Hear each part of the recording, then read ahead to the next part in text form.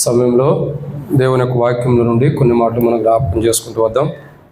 రండి, ప్రభు యొక్క శరీరంలో, ప్రభు యొక్క రక్తంలో ప్రవేశించి ప్రభు శరీరాన్ని భుజించి ప్రభు రక్తమును పానం చేయక మునుపు పరిశుద్ధమైన బైబిల్ గ్రంథంలో నుండి ఒక మాట మనం జ్ఞాపకం చేసుకుంటూ వద్దాం.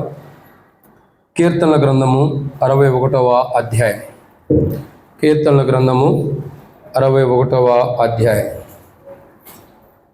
4వ వచనమును అందరం కలిసి చదువుదాం. కీర్తనల గ్రంథము 61వ అధ్యాయం 4వ వచనం. కీర్తనల గ్రంథం 61వ అధ్యాయం 4వ వచనం అందరం కలిసి చదువుదాం. యుగ యుగములో నేను నీ గుడారములో నివసించేదను, నీ రెక్కల చాటున దాగుకుందును. సరే, కాబట్టి దేవుని వాక్యాన్ని చూస్తున్నట్టయితే ఇక్కడ రాయబడుతున్న మాట కడగడం మీద సరిగ్గా లేదు.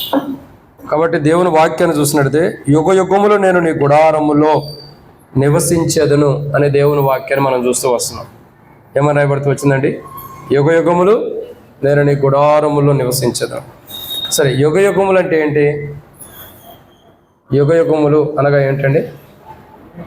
ఎల్లప్పుడు, ఇంకా ఎక్కువ కాలం, ఇంకా శాశ్వత కాలం, ఇంకా నిత్యత్వము, ఇంకా చాలా విషయాలు ఉంటాయి. అంటే మనం చెప్పాలంటే చాలా వెళ్ళిపోతాయి. కాబట్టి మనం వాటి గురించి ఇప్పుడు యుగ యుగముల గురించి ధ్యానిస్తున్నా.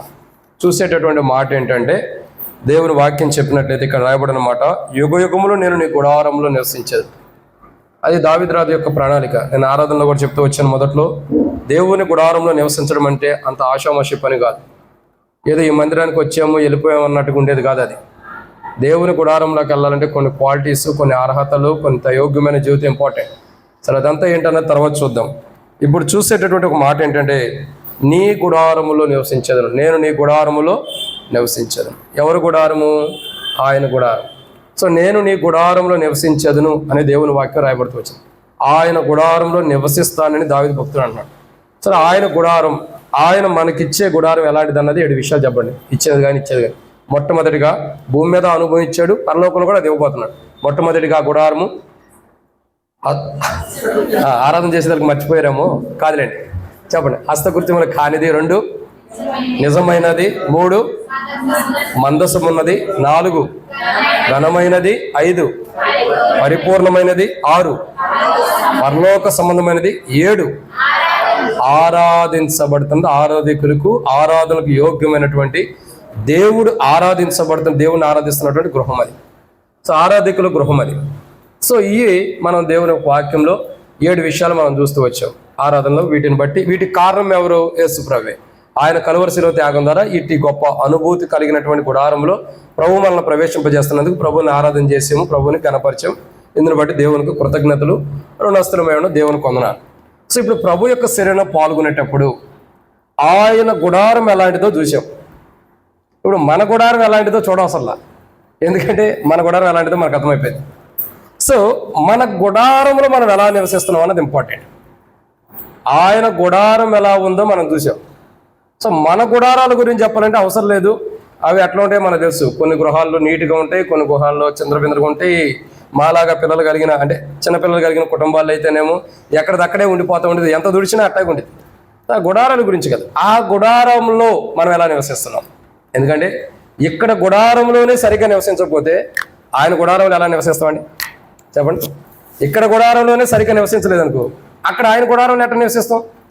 ఎవరు అంటారు, అన్నా ఏం పర్లేదు అన్న. అప్పుడప్పుడు మనం అంటాం, ఎవరైనా తప్పు మార్గంలో నడిచేవాళ్ళు ఉంటారు అనుకో, బ్రదర్ మీరు సరి చేసుకోండి, మెల్లమెల్లగా దేవుని మందిలోకి వచ్చి మెల్లగా సరి అన్న. అందరూ ఒకేసారి సరి చేసుకుంటారా? మెల్లమెల్లగా సరి చేసుకుంటారు, కరెక్టే. దేవుని గుడారంలో ఉంటే మెల్లమెల్లగా ఇక్కడే సరి చేసుకుంటే ఎలా ఉండాలో నేర్చుకుంటే నాడు ఉండగలుగుతాం. ఇక్కడ ఎంత చెప్పినా నేర్చుకోలేదనుకో, ఆడే ఉండగలుగుతాం. ఇప్పుడు ఎంత చెప్పినా విననోడు, ఇప్పుడు మనం చదువు అయ్యానే అని చెప్పి అంటాం, చదవటం రాలేదనుకో, చదువుకోలేదనుకో, వాడికి ఒక్కసారి అనుకోకుండా ఏదో డూప్లికేట్గా చూసి రాసి అట్లా కూడా పాస్ అయ్యాడు, గవర్నమెంట్ జాబ్ వచ్చిందో ప్రైవేట్ జాబ్ వచ్చింది, కొన్ని సాఫ్ట్వేర్ వచ్చింది అనుకోండి. ఈ సాఫ్ట్వేర్ జాబ్ వచ్చినప్పుడు వాళ్ళకి ఏం చేయాలి? కంప్యూటర్ ఎదురుకు వచ్చి నేను బాగుండాలని చెబితే అయిపోద్దా? నీ బాగోగులు ఎవరు చూస్తాడు? వాడు అవన్నీ చూడ్డావు, నువ్వు ఎంతవరకు చేసేవన్నా చూస్తాడు.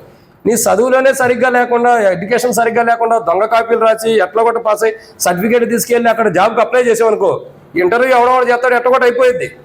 కానీ అసలైన సిచ్యువేషన్ ఉంది. నువ్వు వర్క్ చేసేటప్పుడు నీ విధానం బయటపడిపోయింది. ఇక్కడ దాకా ఎట్ట కూడా మేనేజ్ చేసుకెళ్ళావు. డబ్బులు వెనకొండ తల్లిదండ్రులు సంపాదించిన ఆస్తిని బట్టు, పలుకుబడిని బట్టు, రాజకీయ నాయకుని బట్టు ఎట్ట కూడా కొట్టుకెళ్ళిపోయావు. కానీ వర్క్ చేసే కాడ మన జీవితం బయటపడిపోయింది. ఇప్పుడు నువ్వు ఇక్కడ నేర్చుకుంటేనే కదా దాన్ని చేయగలిగేది. ఇప్పుడు చదువు కరెక్ట్గా చదువుకున్నట్లయితే ఎవరి దగ్గర నువ్వు తలంచాల్సినంత అవసరం లేదే. నిన్ను పిలిచి ఒకటి జాబ్ ఇస్తాడు. సో నువ్వు దొంగ సర్టిఫికేట్ తీసుకెళ్ళాలో జాబ్ తెచ్చుకున్నావంటే అర్థం ఏంటి? నీకు ఆ చదువు అప్పలా, దాని క్వాలిటీస్ లేవు. ఇక్కడ గమనించండి. నేను ఎందుకు ఈ మాట చెబుతున్నానంటే చదువు అబ్బారో లేదు పొరపడినట్లు ఎవరైనా ఉండారో నాకు తెలియదు, మిమ్మల్ని ఉద్దేశం చెప్పట్లేదు, నాకు ఎవరో మీ నుంచి కూడా చెప్పలేదు. అయితే ఇక్కడ విషయం ఏంటంటే మనం ఒకటి చేయాలంటే ఫస్ట్ మనకు ఆ క్వాలిటీస్ ఉండాలి. సో దేవుని గుడారంలో మనం ఉండాలంటే ఫస్ట్ మన గుడారంలో బాగుండాలి. ఇక్కడ సరైన విధానం నేర్చుకోనప్పుడు ఆ దేవుని గుడారంలో మనం ఎలా ఉండగలుగుతామండి? బైబిల్లో ఒక మాట ఉంది, మనం అందరం చెప్పే మాట ఏంటి? నా పేరు జీవగ్రంథంలో రాసి ఉంది బ్రదర్ అంటారు. బాప్తిసం తీసుకోగానే మన పేరు రాసి ఉంది జీవగ్రంథంలో. వండర్ఫుల్. మరి ప్రకటన 2వ అధ్యాయంలో ఏమంటాడు? ఎవరి పేరైనా జీవగ్రంథం రాయబడి ఉంది, కానీ నీ పేరు ఎంత మాత్రం తుడిచిపెట్టనంటాడు దాంట్లో నుంచి. అంటే అక్కడ అర్థం చేసుకోవాలి, ఇంకొక ఆపోజిట్ వర్డ్ కూడా ఉండిద్ది.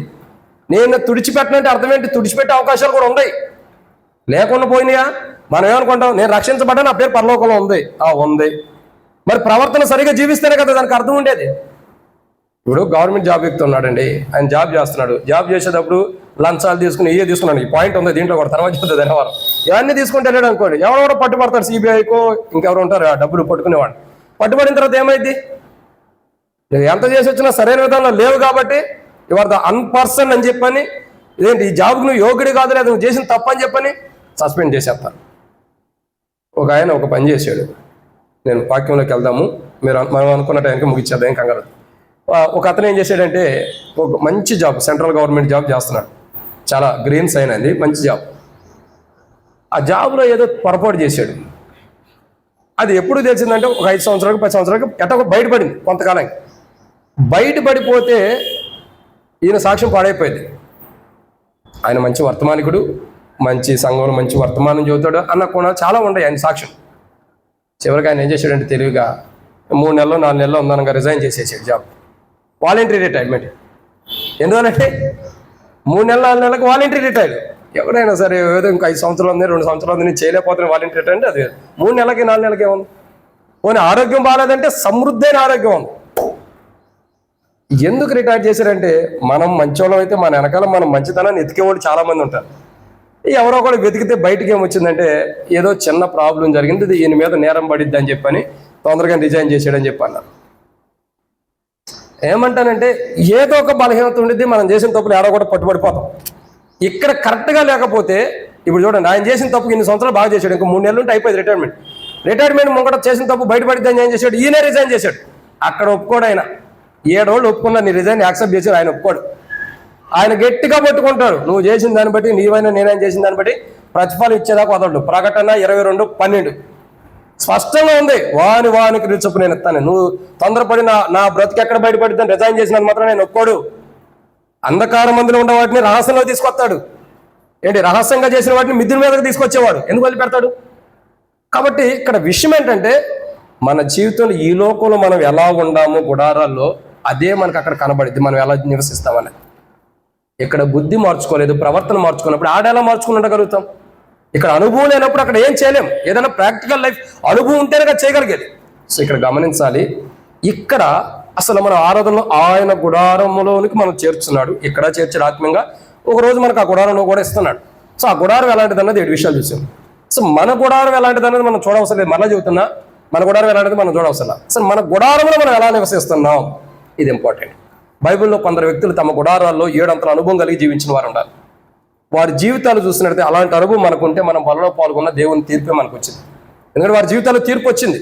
సో అలాంటి అనుభవం మనలో లేకుండా మనం పరీక్షించుకోవాలి. రండి ఒక చిన్న ప్రార్థన చేద్దాం ప్రభు నడిపింపు కొరకై. మమ్మల్ని మిక్కిలికి ఎక్కువగా ప్రేమించిన ప్రియ పరలోకపు తండ్రి, పరిశుద్ధుడు అయిన దేవా, మీకు స్తోత్రాలు. మీరు ఇచ్చిన కృపకై వందనాలు తండ్రి. ఈ సమయంలో కొన్ని మాటలు వాక్యం ధ్యానించబోతున్న సహాయం చేయండి. దాసుడి కన్నా యజమానుడు వైపు చూస్తున్నట్లు, దాసుడి కన్నా యజమానుల వైపు చూస్తున్నట్లు మా కన్నా మీ వైపు వీక్షిస్తున్న మీరే సహాయం గురించి మహిమ పొందండి. దయచేసి నీ ప్రజల పక్షాన్ని నీకున్న దయచొప్పున దయతను జ్ఞాపకం చేసుకోండి ప్రభావ. కొన్ని మాటలు వాక్యం ధ్యానించబోతున్న సాయం చేయండి. నీ ప్రజలైన వారికి అవసరమైన మాటలు అనుగ్రహించండి. తెరవబడిన ఆకాశం మాకు అనుగ్రహించి ఆకాశం ఇప్పి పడజాలంతా విస్తారమని పరిశుద్ధాత్మను అభిషేకించండి. నాతో మీరు మాట్లాడండి. నీ ప్రజలకి మాకు అవసరమైన మాటలు అనుగ్రహించండి. ఏది మాట్లాడాలనుకున్నారో మీ చిత్తమేంటో బయలుపరచండి. కింద కూర్చున్న వారికంటే నేను యోగ్యుని కాదు, అర్హమైన వాడిని కాదు తండ్రి, వారికంటే ఏమాత్రం గొప్పవాడిని కాదు. అయినను అల్పుణ్ణి అయోగ్యమైన నన్ను నీ కృపచేతనను నిలబెట్టుకుని వాడుకుంటున్నందుకై మీకు కృతజ్ఞతలు, మీకు స్తోత్రాలు. ప్రభా, వట్టివాడిని మట్టివాడిని నన్ను నేను ఖాళీ చేసుకుంటున్నా. ప్రభా, నా స్వార్థం, నా ఆలోచనలను తొలగించండి. ప్రభా, మీ మాటలు, మీ పరలోకపు మాటలు, పరిశుద్ధాత్మ అభిషేకం, నడిపింపు నీ ప్రజల హృదయాలకి మాకు ఏం అవసరం అది బయలుపరిచి మహిమ పొందమని తండ్రి మరొకసారి వచ్చిన ప్రజలందరూ కూడా స్తోత్రాలు. రావాల్సిన వారిని త్వరపెట్టి తీసుకురండి. మధ్య మార్గంలో ఉండేవారు సకాలం నడిపించండి. ఎవరికి టపాలకి జరగకుండా సాయం చేసి ముందున సమయం దీవించి, వాక్యం కూడా మేము వాక్యం వినేటప్పుడు అటు ఇటు పెడచెవులు పెట్టుకోకుండా, అటు ఇటు చూడకోకుండా, వాక్యం మీద పరిశుద్ధాత్మ నడిపింపు మీద మా కనుదృష్టి ఉండినట్లు మాకు సహాయం చేయమని, దుష్టుడొచ్చి శత్రుకార్యాలు చేయకోకుండా కాపాడమని, ముందున్న సమయం అంతా దీవించమని యేసు ప్రభు నామములో ప్రార్థిస్తున్నాను తండ్రి, ఆమేన్.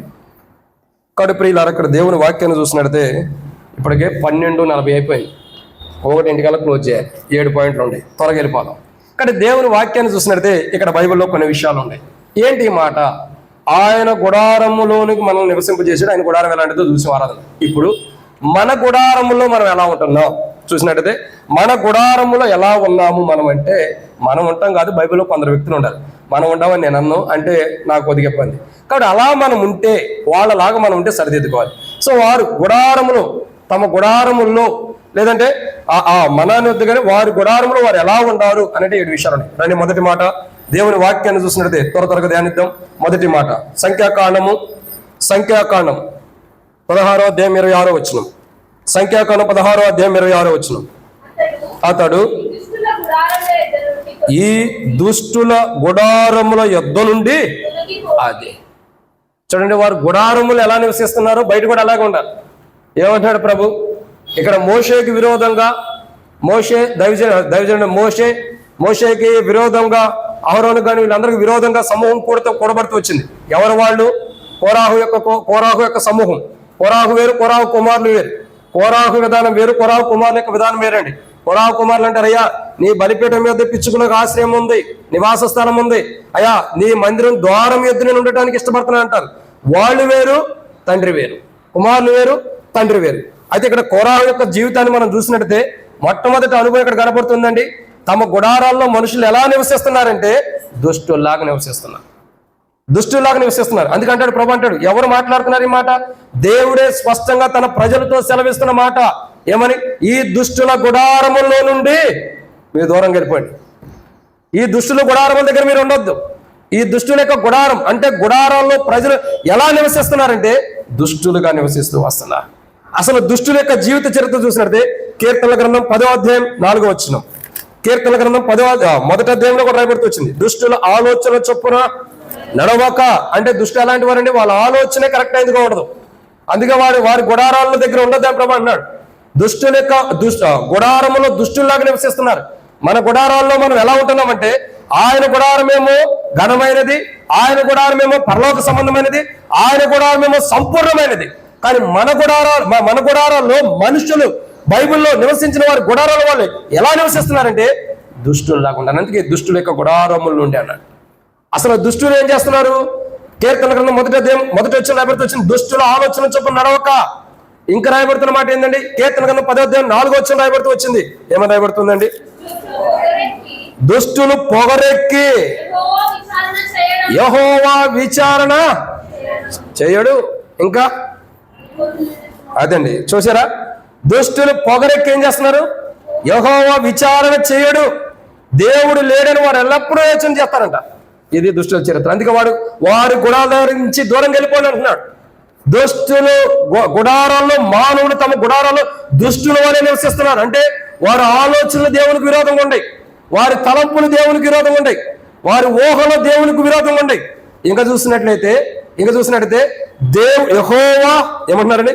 దుష్టులు పొగరెక్కి ఎట్లా ఉన్నారండి? పొగరెక్కిన వారు ఉంటారు దుష్టులు. వారి ఆలోచన కరెక్ట్గా లేదు. రెండు దుష్టులు ఎలా ఉంటారు? పొగరెక్కిన వారు. పొగరెక్కడం అంటే చెప్పండి, మీకు తెలిసిన అర్థాలు చెప్పండి త్వరగా. ఇక్కడ ఆలస్యం లేదండి, త్వరగా, నా టైం ముంగడ పరిగెడుతుంది. పొగరెక్కిన వారు అంటే ఎలా ఉంటారు అక్క? పెద్దగా చెప్పండి, నాకు కొద్ది చెవుడు ఉంది, మీరు పెద్దగా చెప్పాల్సింది.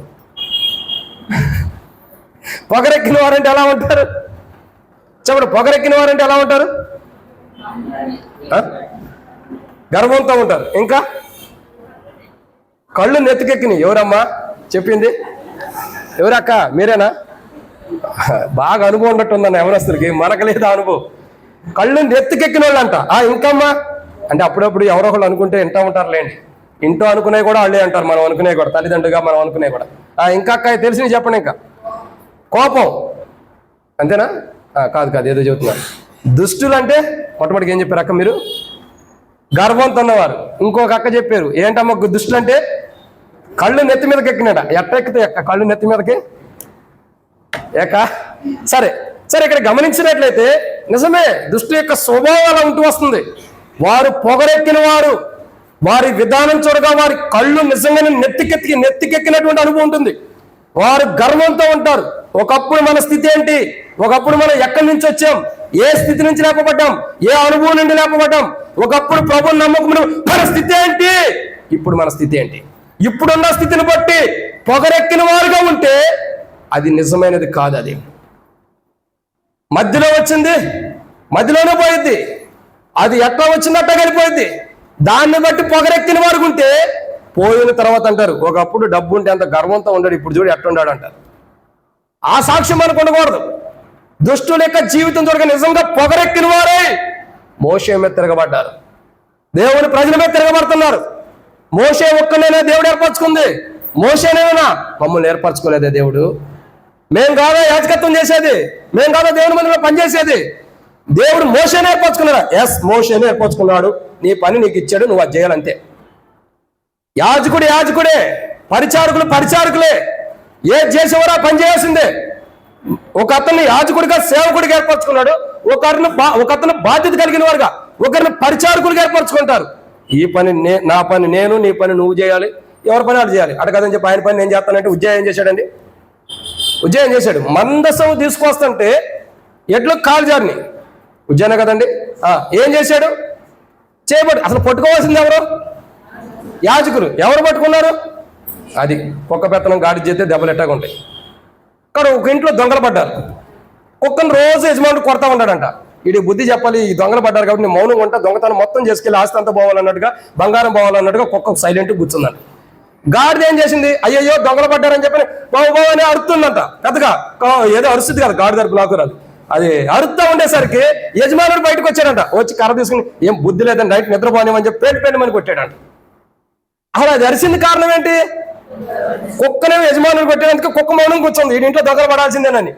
గాడిద ఏం చెప్తుంది? నన్ను పెట్టి పోషిస్తున్నాడు కదా అని చెప్పని అయ్యా దొంగలు పడ్డారు అన్నట్టుగా ఏం చెప్పలేదు కదా. బిలాము దగ్గర గాడిదకి మాట ఇచ్చినట్టు ఏమో కొడితే బాగుండేది.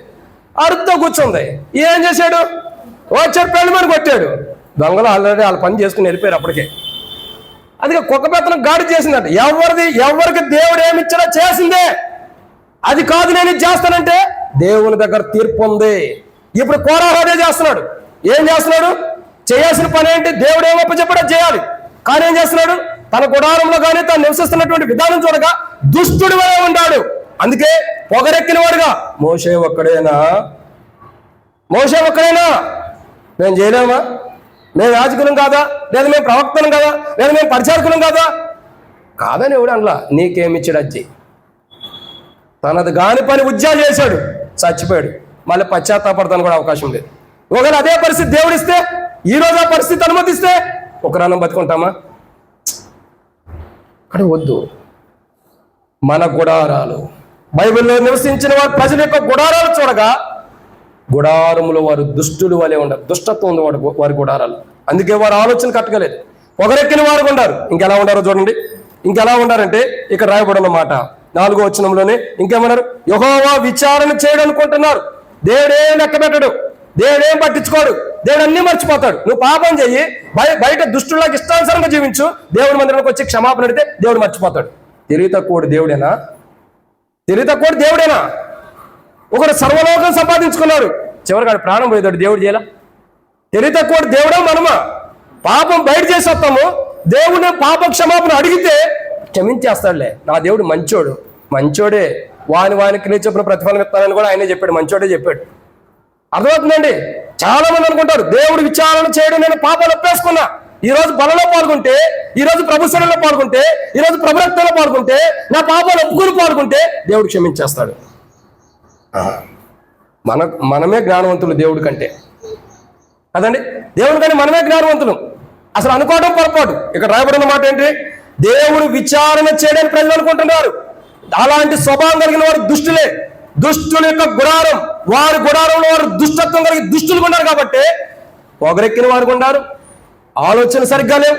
ఇంకా చూడగా వారు ఏమంటున్నారంటే దేవుడు విచారణ చేయడంటున్నారు. ఏం వదిలిపెట్టడు, విచారణ చేయడానికి మనం అనుకుంటున్నాం, మన ఆలోచనే కదా. దేవుడి ఆలోచన వేరు. ఖచ్చితంగా వానికి వెళ్ళి చొప్పున తీర్పు తీరుస్తానని అర్థం ఏంటి? విచారణ ఉంది లేదని మనం అనుకుంటున్నాం, ఉందని ఆయన వాక్యం అంటుంది. ఎవరైనా తప్పించుకోలేము. ఇక దుష్టులు ఎలా ఉంటారంటే కింద రాయబడుతూ వచ్చింది. దుష్టులు ఎలా ఉంటారండి? దేవుడు లేడని వాళ్ళు ఎప్పుడూ యోచన చేస్తారంట. దేవుడు ఉండాడా? దేవుడు ఉంటే అన్ని ఎందుకు జరుగుతాయి? దేవుడు లేడే బ్రదర్. అక్కడ దుష్టుల్లో వారి యొక్క గుడారాలను చూడగా భూమి మీద మనుషులు ఎలాంటి గుడారములు, మనుషుల యొక్క గుడారాలు ఎలా నివసిస్తున్నారు, ఎలాంటి గుడారములు ఉంటున్నారంటే వారి గుడారాలు ఎలా ఉంటాయంటే దుష్టత్వం కలిగి ఉండే దుష్టులుగా నివసిస్తున్నారు. ఇది మొదటిదే. ఆ దుష్టులు ఎలాంటి వారో చెప్పాం. రెండవదిగా చూస్తున్నట్టయితే భూమి మీద మానవులు తమ గుడారములు ఎలా నివసిస్తున్నారు. రెండవ మాట, మొట్టమొదటిగా దుష్టత్వం కలిగి దుష్టులుగా నివసిస్తున్నారు. రెండవదిగా చూసినట్టయితే రండి దేవుని వాక్యం చూసినట్టయితే ద్వితీయోపదేశకాండం 1వ అధ్యాయం 27వ వచనం. ద్వితీయోపదేశకాండం 1వ అధ్యాయం 27వ వచనం.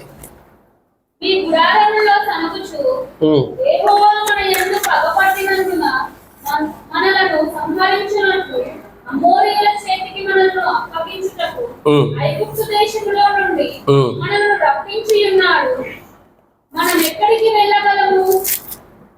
మన సహోదరులు అక్కడి జనులు మనకంటే బలిష్ఠులు. అక్క ఎన్నో వచ్చిన చదువుతున్నారు? మీ అక్క 27 వచ్చిన అక్క చదివారా? ఓకే క్షమించండి. కాబట్టి మీ గుడారముల్లో సనుగుచు యెహోవా మన యందు పగబట్టినందున మనం సమాధానించానని. అంటే ఇక్కడ గుడారములు ఎలా ఉండారండి ప్రజలు? ఒకటి, ఎలా ఉండారు? దుష్టత్వం కలిగి దుష్టుల్లాగా ఉంటున్నారు వారి గుడారాల్లో. అందుకే కొరాల సమూహాన్ని మొత్తానికి ఒక్కసారి భూమి నోరు తెరిచి మింగేసేసింది. రెండోదిగా మనుషులు గుడారములు ఎలా నివసిస్తున్నారు? సనుగులు ఉన్నాయి. ఎవరి మీద సనుగులు ఉన్నాయండి? ఆ మాట చదవండి. ఎవరి మీద సనుగులు ఉన్నాయి? యెహోవా మీదనే సనుగులు ఉన్నాయంట. ఇంకా కీర్తన గ్రంథం ఇంకొక చోట రాయబడుతూ వచ్చింది. చదవండి. కీర్తన గ్రంథం 106వ అధ్యాయం 25వ వచనం. కీర్తన గ్రంథం 106వ అధ్యాయం 25వ వచనం. యెహోవా మాట ఆలకింపక వారు తమ గుడారములలో అది ఏం చేస్తున్నారండి? గుడారాల్లో సనుగు కొడుతున్నారంట. ఎవరి గురించి సనుగుతున్నారు? దేవుని మాట వినకపోవడం ద్వారా దేవుని మీద సనుగుతున్నారు. యెహోవా మీదనే సనుగుతున్నారు కదా. ఎందుకు?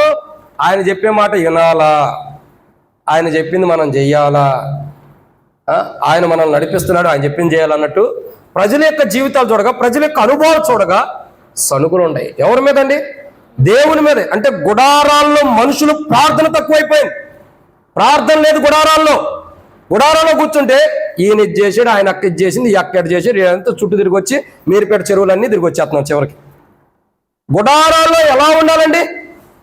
ఎవరేం చేశారో తర్వాత గుడారంలో మనం ఉండాల్సిందేంటి? గుడారంలో ఎలా ఉండాలి? ఇక్కడ రాయబడుతున్నమాట ప్రార్థనా జీవితం అసలు మనకు ఉండాల్సింది. ముమ్మారు ఎవరు ప్రార్థన చేశారు బైబిల్లో చెప్పండి? దానియేలు ముమ్మారు ఎందుకు ప్రార్థన చేశాడు? తనకు ఇవ్వబడినటువంటి గృహంలోనే ప్రార్థన చేశాడా లేదా? గృహాల్లో ఉన్నప్పుడు ఏం చేయాలి మనం? ప్రార్థనా జీవితం ఉండాలి, ప్రార్థన అనుభవం ఉండాలి.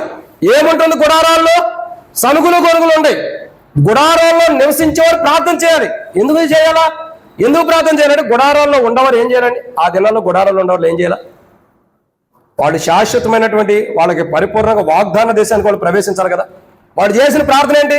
ప్రభా మేము గుడారాల్లో ఉన్నాం, మమ్మల్ని వాగ్దాన దేశానికి సంతోషంగా తొందరగా నడిపించు ప్రభా అని ప్రార్థన చేయాలి. మనం ఏం చేయాలి? ఇప్పుడు ఈ దినములు మనం ఏం చేయాలంటే ప్రభా ఈ లోకంలో మేము ఉన్నాం, పరలోక రాజ్యాన్ని మమ్మల్ని త్వరగా నడిపించు ప్రభా అని ప్రార్థన చేయాలి. ప్రజలు గుడారాల్లో ఏం చేస్తున్నారు? ప్రజలు గుడారాల్లో నివసిస్తే ఏం చేస్తున్నారు? దేవుని మీదే, యెహోవా మీద సనుగులు. ఆయన చెప్పింది చేయాలా. మనం గుడారాల్లో ఏం చేయాలా? ప్రార్థన చేయాలా. గుడారాల్లో ఉండే ఎందుకు గుడారాల్లో ఉండం? ఇది శాశ్వతమైనదా? కాదు. శాశ్వతమైన గుడారం ఎలా ఉంటుంది? యుగ యుగాలు ఉండే గుడారం ఎలా ఉంటుంది? అది దేవుని మహిమతో నింపబడింది, దేవుని ఘనతతో నింపబడింది, ఇంకా పరసంబంధమైనది, ఘనమైనది. అది నిజమైన గుడారం. ఇది శాశ్వతమైన గుడారం కాదు. కానీ ఈ గుడారాల్లో ప్రజలు ఎలా ఉండారు? ఎలా ఉండారండి ప్రజలు? ఎలా ఉండారు? సనుగులు ఉండాలి. ఏమైందన్నా? వినపడతలేదా? ఎక్కువైందా లేకపోతే తక్కువ? కాబట్టి ఎట్లా ఉండారండి ప్రజలు గుడారాల్లో? సనుగులు. ఎవరి మీద? దేవుడి మీద. ఏంటి సనుగులు? ఏంటి సనుగులు? ప్రభా పక్కన వాళ్ళకి కొరికేసిన ఫోన్ ఇచ్చావు, నాకేం పగిలిపోయిన ఫోన్ ఇచ్చావు. ఏం ఫోన్ ఇచ్చావండి? పక్కన వాళ్ళకేం కొరికేసిన ఫోన్. కొరికేసిందంటే ఐఫోన్ అండి, అది చూడండి, దాని మీద యాపిల్ సగం కొరికి ఉండేది కదా. కొరికేసిన ఫోన్ ఇచ్చావు, నాకేమో పగిలిపోయిన ఫోన్ ఇచ్చావు.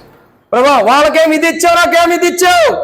ఎంతకాలం సనుగులు కొనుగులు ఉంటే ఇంకెంతకాలం? పరవాసిని పాడేంత వరకు కూడా సనుగులు కొనుగలేనా? ఈ లోకం విడిచిపెట్టేంత వరకు కూడా సనుగులు కొనుగలేనా? ఈ లోకయాత్ర ముగించేంత వరకు కూడా సనుగులు కొనుగలేనా? జాగ్రత్త. ఆ సనుగులు కొనుగులు నీలో నాలో ఎవరైనా సేవకులైన విశ్వాసులే, ఎవరైనా ఆల్ ఈక్వల్. మనలో అలాంటివి ఉంటే ఒక రోజు మన మీదకి తీర్పు తప్పకేమి రాదు. ప్రజలు తమ గుడారాల్లో దేవుని మీద సనుగులు కొనుగులు ఉండే. ఎందుకు దేవుని మీద సనుగులు కొనుగులు ఉండాలా?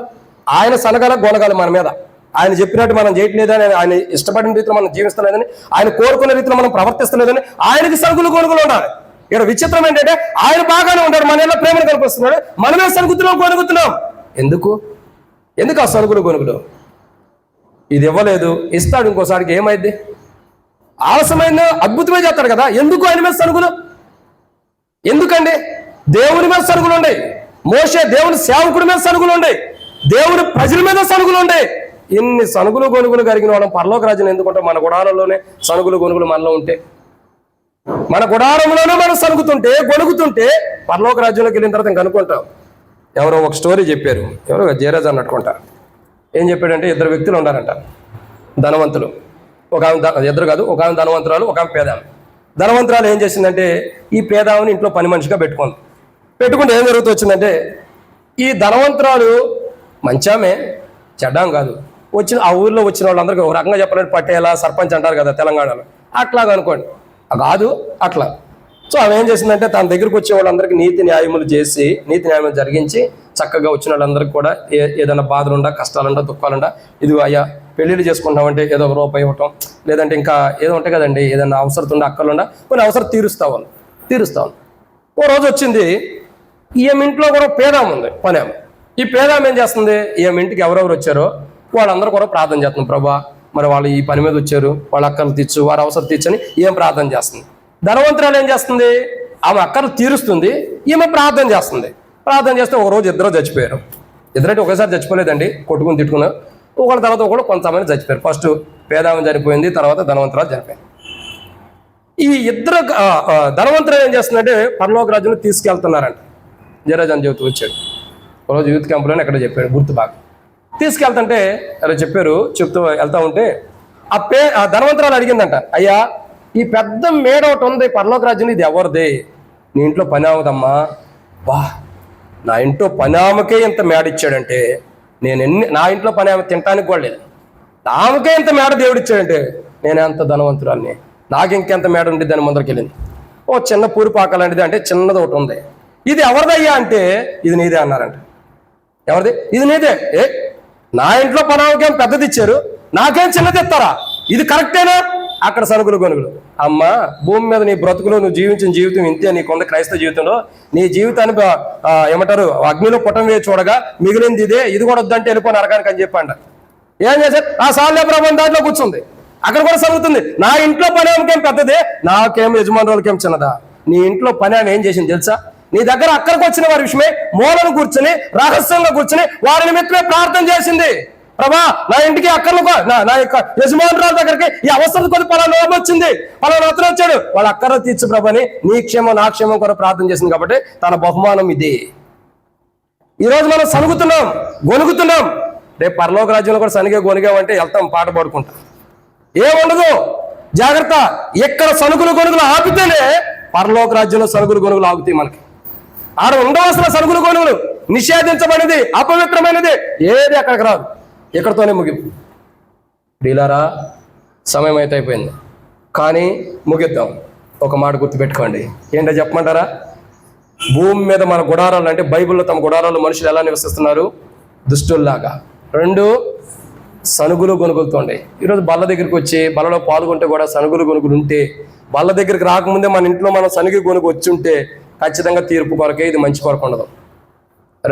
మూడో విషయం చూద్దామా రండి. దేవుని వాక్యాన్ని చూసినట్టు ప్రియులారా, త్వరగా అయిపోతుంది. మీరు నన్ను చూసే విధానం చూడగా త్వరగా ముగిచ్చాయి అన్నట్టుంది. త్వరగా ముగిస్తా. 2 సమయాల గ్రంథం 16:22 ఎందుకంటే ఈ రోజు లేట్ అయిపోయింది. 10:30కి ఆరంభించాం, 10 గంటలకు ఆరంభించాల్సింది, లేకపోతే టైం సరిపోయింది. రండి దేవుని వాక్యాన్ని చూసినట్టే 2 సమయాల గ్రంథం 16:22 2 సమయాల గ్రంథం 16:22 కాబట్టి గుడారం వేయగా ఇశ్రాయేల్ అందరికీ తెలియనట్లుగా తన తండ్రి ఉపపత్నులను కూడెను. ఏం కనపడుతుందండి? అబ్షాలోము తన గుడారములు ఏం చేస్తున్నాడండి? అబ్షాలోము పాపం చేస్తున్నాడు. ఎవరితో పాపం చేస్తున్నాడు? తన తండ్రి ఉపపత్నులు. ఒక రకంగా చెప్పాలంటే వాళ్ళు ఎవరైనా సరే నీకు వరుసకు చూస్తే తల్లి లాంటి వాళ్ళే. సో ఇప్పుడు ఎవరితో పాపం చేస్తున్నాడు? ఒక మాటలో చెప్పాలంటే తల్లి లాంటి స్థితిలో ఉన్నవారితో. చూడండి, తన గుడారముల్లో ఏం చేస్తున్నాడు? పాపం చేస్తున్నాడు. ఈరోజు చాలా మంది తమ గుడారాల్లో పాపం చేసే వాళ్ళు ఉన్నారు. గుడారాల్లో పాపం అంటే కుటుంబ విధానంలో జరిగేటటువంటిది కాదండి. భార్యాభర్తల మధ్యలో శరీరం కలయిక, అది కాదు నేను అంటుంది. గుడారాల్లో నివసిస్తూ పాపం చేస్తున్నారు. అందుకే బైబిల్ ఉంది, దేవుడు మన మీద కొన్నిటిని సాక్షిగా పెట్టాడు. అవేంటనేది ఒకసారి వర్తమానం చెబుతా. మీరు కింద కూర్చున్న రాళ్ళు కూడా మన మీద సాక్షి ఉన్నాయి. మన పక్కనున్న గోడల్లో ఉన్న రాళ్ళు సాక్ష్యం ఇస్తున్నాయి, పైన ఉన్న దూరాలు సాక్ష్యం ఇస్తున్నాయి. 7 అనుభవాలని మన గురించి సాక్ష్యం ఇచ్చే మనకు తెలియకుండానే. అది కూడా ఒకసారి చెబుతా. కానీ జాగ్రత్త, మనుషుల యొక్క జీవితాల ప్రియ సహోదరి గుడారములో పాపం చేస్తున్నారు. ఏం చేస్తున్నారండి? పాపం. ఆజ్ఞ అతిక్రమించడం, యాజ్ఞను మీరిపోవటం, యాజ్ఞను కాదంటాం. దేవునికి విరోధమైన ఆలోచన మన గుడారంలో నివసిస్తున్న మనలోకి వచ్చిందంటే అది పాపమే. దేవునికి విరోధమైన, దేవుడు అసహించుకునే ఆలోచన మన హృదయాల్లోకి వచ్చిందంటే అది ఖచ్చితంగా పాపమే. అది ఖచ్చితంగా పాపమే. ప్రజలు ఏం చేస్తున్నారు? తమ గుడారాల్లో పాపం చేస్తూ వస్తున్నారు. ఎంతకాలం పాపం చేస్తాం? ఎంతకాలం పాపం జీవితాన్ని జీవిస్తూ వస్తాం? ఎంతకాలం పాపంలో నివసిస్తూ వస్తాం? ఒక రోజు మన పాపం బయటపడే రోజులు ఉన్నాయి, లేవా? ఉండే ఖచ్చితంగా ప్రియులారా. ఒక రోజు మన పాపం బయటపడింది. పాపం బయటపడినప్పుడు ఏం చేస్తాము? ఎవరు కూడా ఏం చేయలేము. పాపం వల్ల వచ్చే జీతము ఖచ్చితంగా పొందుకోవాల్సిందే. ఒకరోజు పాపం బయటపెడితే మరణం తథ్యం. అందుకే ప్రభు ప్రేమ కలిగిన వాడు, దయ కలిగిన వాడు, ఆయన శరీరమైన రక్తం దగ్గరికి మనం రాకమునిపే, ఆ శరీరం రక్తం భుజించి పానం చేయకమునిపే ఇలాంటి అనుభవాలు ఉంటే సరిదిద్దుకోవాలని ప్రభు వల్ల వర్తమానం దేవుడు మనకు దాసుని ద్వారా ఏర్పరిచాడు. కానీ ఈరోజు మనం గమనించాల్సిన 3వ కోణం, తమ గుడారాల్లో బైబిల్లో దుష్టులుగా దుష్టత్వం కలిగి ఉంటున్నారు. రెండోదిగా చూసినట్లయితే తమ గుడారాల్లో సనుగులు కొనుగులతో ఉన్నారు దేవుని మీద. మూడోదిగా చూసినట్లయితే పాపం. ఇప్పుడు ఇది దేవుని గుడారం, మందిరం ఏంటండి? దేవుని గుడారం. ఈ గుడారంలో కూడా మనం దుష్టత్వం కలిగి వస్తే, ఈ గుడారంలో కూడా ఉంటూ కూడా ఇంకా సనుగులు కొనుగులు ఉంటే, ఈ గుడారంలో ఉంటూ కూడా మనం పాపం చేస్తూ ఉంటే మన పాపం వల్ల పట్టుకునేది ఒకరోజు. తిమోతి ఎప్పుడు చెబుతూ వచ్చాడు, పాపం పట్టుకుంటుంది, విడిచిపెడతాను. నువ్వు పరిగెడుతుంటే, నువ్వు పారిపోతుంటే, నువ్వు ఎక్కడికి పారిపోయినా నేను చేసిన పాపం ఏమవుతుందండి? గట్టిగా పట్టుకునేదంటే ఏడా పారిపోతా, ఎక్కడో పారిపోయి నువ్వు ఎక్కడికి వెళ్ళదు నీతోనే వచ్చేసి. దానికి రెక్కల అవసరం లేదు, ఫ్యాన్ రెక్కల అవసరం లేదు, ఏ అవసరంలా ఎక్కడ పరిగెడితే అక్కడికి వచ్చేసిద్ది, గట్టిగా పట్టుకునేది. ఈరోజు మనం ప్రభు శరీరంలో పాల్గొనేటప్పుడు మన గుడారాల్లో మనం ఎటువంటి పాపం చేస్తున్నాం? ఎటువంటి పాపం అంటే అపార్థం చేసుకోదు. గుడారాల్లో పాపం అంటే దేవునికి విరోధమైన ఆలోచన, దేవుడు అసహించుకునే ఆలోచన, దేవుడు కాదనే ఆలోచన మన గుడారాల్లో, మన హృదయంలో పుట్టి అవి మనం జరిగిస్తున్నామంటే, మనం ఇంటిలో మనం పాపం చేస్తున్నట్టే మన గుడారాల్లో. ఆ పాపం ఎవరుకునే పోదు. చూడండి, అబ్షాలోము గుడారంలో చేసిన పాపాన్ని బట్టి అబ్షాలోము చెట్టుకి వేలాడుతున్నప్పుడు బాణాల చేత చంపబడుతూ వచ్చాడు. చంపడ్డాడు లేదండి? తెలుసా? వాక్యం తెలీదా? చంపడ్డాడు. ఎందుకు చంపడ్డాడు? చేసిన పాపం అట్లాంటిది. గుడారంలో పాపం చేశాడు. పైపెచ్చి గుడారం ఏపించుకునేలా ఇశ్రాయేలు ప్రజలు అందరూ చూడాలని అందరూ చూసేటట్టు పాపం చేశాడు. అందరూ చూసేటట్టు నువ్వు చచ్చావు. ఏం విత్తాడో అదే పంట కోసాడు. బైబిల్ ప్రకారం బల్లలో పాల్గొనే మనం పాపాన్ని విత్తుతుంటే ఆ పాపం వల్లే మరణం తెచ్చుకుంటాం. కాబట్టి మన గుడారాల్లో బైబిల్లో రాయబడుతూ వచ్చింది, నీతిమంతుల యొక్క గుడారాల్లో రక్షణ గురించిన సునాదము, ఉత్సాహ సునాదం. అక్కడ చూడు ఎంత ఉత్సాహంగా ఉంది ఆ మాట చెప్పడానికి. కాబట్టి నీతిమంతుల యొక్క గుడారంలో రక్షణ గురించిన ఉత్సాహ సునాదం వినపడుతుంది. మన గుడారాల్లో వినపడాల్సిందేంటి? పాపపు మాటలు, పాపం కాదు. ఏ వినపడాలా? నీతిమంతుల యొక్క గుడారం రక్షణ గురించిన సునాదం, రక్షణ గురించిన మాటలు మన గుడారం నుంచి బయటికి రావాలి. మన గుడారంలో నుంచి ఏ మాటలు బయటకు వస్తున్నాయి? పాపపు మాటలు, పాపపు ఆలోచనలు. బయటికి రావాల్సిందేంటి? రక్షణ సునాదం. ఒక రక్షణ లేనివాడు, ఆ మాటకు అర్థం చెబుతా చూడండి. నీతిమంతులకు గుడారం రక్షణ సునాదం వినిపించబడాలంటే ఒక రక్షణ లేనివాడు మన ఇంట్లోకి వచ్చాడు అనుకోండి, మన ఇంట్లో వాక్యాలు ఉన్నాయి అనుకోండి. ఇప్పుడు యేసు ప్రభు బొమ్మ పెట్టుకుంటే ఏం మాట్లాడతాడండి? అక్కడ ఏం మాట్లాడు. అదే ప్రభుని గురించి వాక్యాలు పెట్టు, ఒక రక్షణ లేనాడు, ఒక మారుమోసు లేనాడు, ఓ పాపం జీవి, పాపంలో జీవించాడు, మన ఇంటికి వస్తే ఏదో ఒక వాక్యం తనతో మాట్లాడింది అనుకోండి. ఆహా, నిజంగా ఒకవేళ ఒకటే మాట, పాపం వల్ల వచ్చే జీవితం మరణం అనంది. ఓహో, నేను పాపాలు చేస్తున్నా, దీన్ని బట్టి వచ్చే జీవితం మరణమా? అయితే నేను పాపాలు ఒప్పుకుంటే జీవితం మారిపోయింది అన్నది మన ఇంట్లో రక్షణ సునాదం వినపడతల్లా? మనం చెప్పాల్సర్లా, మనం ప్రకటించాల్సర్లా. చాలా మంది చాలా భారంతో ఉంటారు, ఎట్టగొట్ట వీడిని మార్చేయాలి, ఎట్టగొట్ట మార్చేయాలని సతమతం అవుతాం. వాడిని మాటలు విన్నట్టుని సర్లేక కొత్త బాయ్ అంటాడు. మనం మారిస్తే మారడు. ఒక వ్యక్తి అన్నాడు అటు వచ్చి ఒక సేవకుడిని, అయ్యా ఇదిగో నువ్వు పలానా వ్యక్తిని తీసుకొచ్చి మార్చావు కదా, లోకంలో పాపంలో ఉన్నవాడిని తీసుకొచ్చి మార్చావు కదా, ఇప్పుడు వాడు వెళ్ళి మరలా పాపంలో బ్రతుకుతున్నాడంటే నేను మార్చాను కాబట్టి వాడు ఎట్టుండాడు, దేవుడు మారితే ఎప్పుడో మారి జీవితం బాగుండేది. నేను మార్చాను కాబట్టి ఎట్టుండాడు, నేను మార్చాను కాబట్టి సగం దేవుళ్ళకి వస్తున్నాడు. నిజంగా దేవుడు మార్చుంటే జీవితం బాగుండేది. మనం మారితే అట్టగుంటారు మనుషులు, వస్తారు. దేవుడు మారిస్తే చిరస్థాయిగా స్తంభం వల్ల నిలబడిపోయి ఉంటారు. కానీ ఇక్కడ బైబిల్ గమనించాలి, పాపము మన గుడారాలు ఎలా ఉంది. మన ఇంట్లో నుండి రక్షణ సునాదం వినపడాలి. పాపపు మాటలు, పాపపు ఆలోచనలు బయటకు వస్తున్నాయంటే అది నిజంగా నీతిమంతుల యొక్క గుడారం కాదు. పైపచ్చి మన ఇంటికి ఒక పేరు పెడతాం, ఇంటి బయట ఒక వాక్యం పెడతాం, ఏమనండి? ఈ ఇంటికి క్రీస్తే అధిపతి. ఎవరు అధిపతి? క్రీస్తే. పాపానికి క్రీస్తు అధిపతి అండి. పాపం చేయడానికి క్రీస్తు అధిపతిగా ఉంటాడా? ఈ ఇంటికి క్రీస్తే అధిపతి. చేసే అన్ని పాపాలు చేస్తూ ఉంటాం. అందరూ కాదు నేను అంటాం, కొంతమంది ఉంటారు అలాంటి వాళ్ళు. మన గురించి కాదు నేను చెబుతుంది, కొంతమంది ఉంటారు. నేను అప్పుడప్పుడు ఇంటికి వెళ్ళినప్పుడు చూస్తా, ఫస్ట్ ఇంటి బయట ఏం పెడతారో చూస్తా. ఈ ఇంటికి క్రీస్తే అధిపతి, ఇంటికి రాజు క్రీస్తు, ఆయన రాజు. కానీ నువ్వు చేసే అన్ని బట్టుడు పనులు, దాసుడు పనులు. ఏమిటిగా పేర్లు పెట్టుకోవడం కూడా ఉపయోగం ఏంటి? ఉపయోగం ఏముంది చెప్పండి? ప్రియులారా గమనించాలి, మన ఇంట్లో పాపం ఉందంటే అది నిజంగా పాపపు గుడారమే. మన ఇంట్లో మనం పాపం చేస్తున్నాం. మన ఇంట్లో వినబడాల్సింది పాపం కాదు, ఏం వినపడాలా? రక్షణ సునాదం. బయటికి నువ్వు వాక్యం చెప్పవసరం, నీ ఇంట్లో రక్షణ గురించిన వాక్యాలు ఉంటే వచ్చిన పాపాత్ముడు రక్షణ పొంది సింపుల్గా తిరిగి వెళ్ళిపోతాడు. రక్షణ సునాదం అంటే అదే, వాక్యమే మాట్లాడి తనతో. పాపాత్ముడికి ఇంట్లోకి వస్తున్నాడు, రక్షించబడిన వాడిగా జీవితం మార్చుకుని పాపాలు ఒప్పుకుని రక్షణ సునాదం కలిగి బయటకు వెళ్తాడు. అది రక్షణ సునాదం అంటే. ఇది ఉండాలి మన జీవితంలో. ఇది ఎన్నో మాట అండి? 3. ఇక ముగిచ్చేద్దాం, టైం అయిపోయింది కాబట్టి. పోయిన వారం కూడా కొద్దిగా బాధపడ్డారు, ముగిచ్చేస్తారండి. ఎందుకంటే ఓటమి పోయింది, 1:10 అయింది.